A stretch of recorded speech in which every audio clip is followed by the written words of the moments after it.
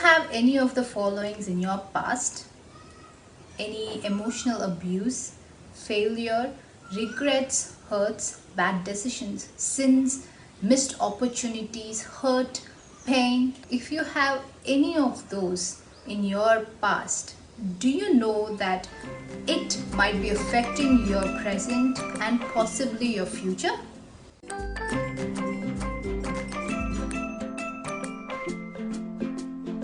Hi everyone, I'm Shekinah Grace, and today I will be talking to you about the 7 signs that you haven't let go of your past.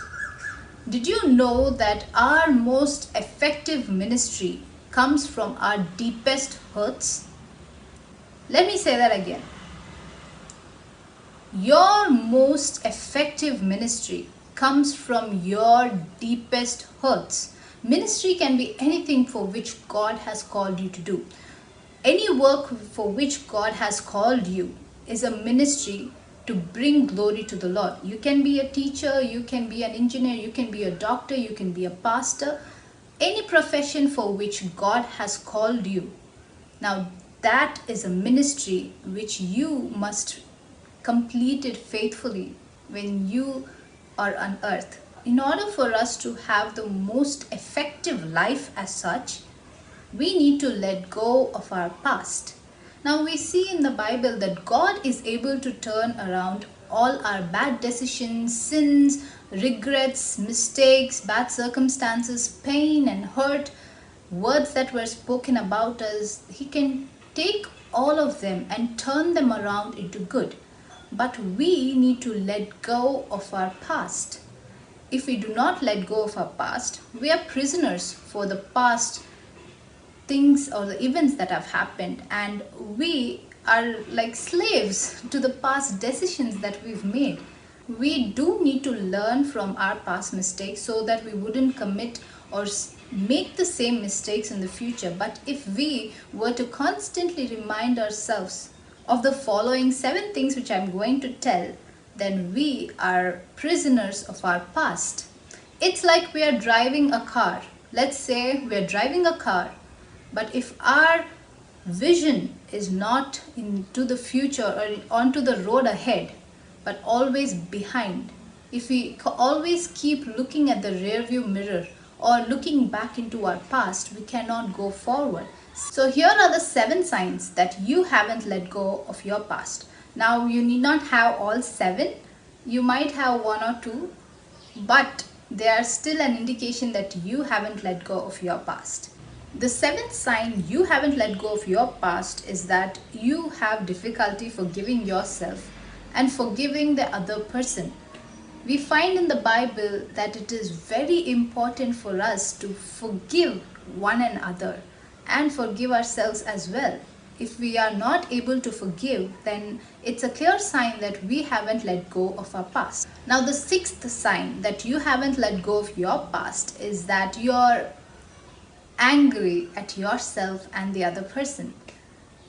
If you're angry all the time, thinking about the past things that you have done, thinking about the past ways in which people have hurt you, the words that were spoken about you, then it's a clear sign that you haven't let go of your past. It's said in the Bible that we shouldn't let our anger stay after the sunset. So if we are angry, let's say that that event happened some 10 years or 20 years back, and you're still holding on to it, you're still angry with that person who said something to you, then that's a clear sign, and it's not a very good sign, but it's a clear sign that you haven't let go of your past. The 5th sign that you haven't let go of your past is that you're anxious about your future. You think that whatever mistake or whatever sin that you've committed in the past is going to catch up with you in the future, or you're going to make the same mistakes in the future, and that you do not deserve anything good in the future because of the past mistakes, past bad decisions that you have made. If that is something you're struggling with, then that's a sign that you haven't let go of your past. The 4th sign that you haven't let go of your past is that you're scared to trust again.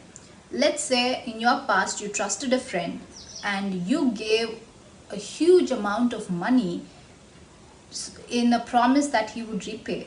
But the friend somehow cheated you and took away all your money and skipped town, and you do not know what to do, and you're so angry, you do not forgive yourself, or you do not forgive that other person, and you've lost trust in all of humanity. You cannot trust anyone else. You cannot trust if all the remaining friends you have are going to do the same to you.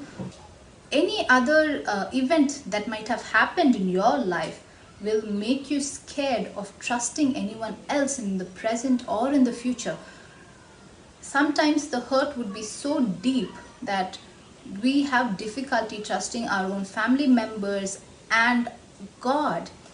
We think that God is like any other human who would promise us something and would not stand on his promise. Because of the bad experience that we had in the past, it is so difficult for us to trust even God. If you are struggling with that, then that's a clear sign that you haven't let go of your past. The third sign that you haven't let go of your past is low self-esteem and constant self-doubt. When there are words like, do you think you're pretty enough? Or do you really think you're good enough to land a job? Do you really think you can make it in business? None of your family members know anything about business. Do you really think you can start a company? Or do you really think you're good enough to be a pastor, or any other thing? All these words are lies, and these are negative words spoken by someone else, maybe your aunt or your uncle, or any of your relatives or friends or some acquaintance who said something about you. But these words are valued more in our lives than our own opinion and the opinion of God in our lives. This is because what we constantly hear, we tend to believe that it might be true, but it's not. Let's see in Psalms 139 what it says. It says that God has made us fearfully and wonderfully. He knit us in our mother's womb. He brought our ligaments, tendons, bones together, and he knew us, and he created us for a purpose. And those words mean nothing. But when you think that they are true, you give power to those words, and you tend to lower your own self-esteem, and you're in constant self-doubt if you're worth anything. Now that's a sign that you haven't let go of your past. Now the second sign that you haven't let go of your past is you do not have confidence and courage to take a bold step into the future. Let's say there was a failed business in your past. You were not able to make it in the business world. There were some hiccups. You do not have the confidence or the courage to go ahead in the future. Now that's very normal. That's very common. But Satan uses these to remind us and tell us lies that God is angry with us, or God doesn't want us to succeed, and that is why in the past it has happened this way, and in the future also it might happen, and we are stripped of our self-confidence and courage. Now if that's what you're facing with, then that's a sign that you're still holding on to your past. The number one sign that you haven't let go of your past is if you're replaying, reliving and rehearsing that event in your mind over and over and over again, thinking of all the possible answers you could have given, thinking of all the things that you should have said, or how you could have done things differently. Now if you are doing this over and over again, if you have sleepless nights because of all the rehearsing and reliving that is happening in your mind, then that's the number one sign that you haven't let go of your past. Now why should we let go of our past? We have to let go of our past because we are spending our energy, we are spending our time, we are spending our heart and mind and soul on something which is already gone, which we cannot change. It's in the past. We do not have any control over it. Now the second reason why we have to let go of our past is, most importantly, that we are not able to forgive. Now forgiveness is something we have obtained freely from our God, our Lord Jesus Christ. which means that we are supposed to forgive the other person freely. If we forgive ourselves and if we forgive the other person, then God is going to forgive the sins that we have committed and turn them around into good. The third reason why we have to let go of our past is, if not, we would be prisoners of our own past.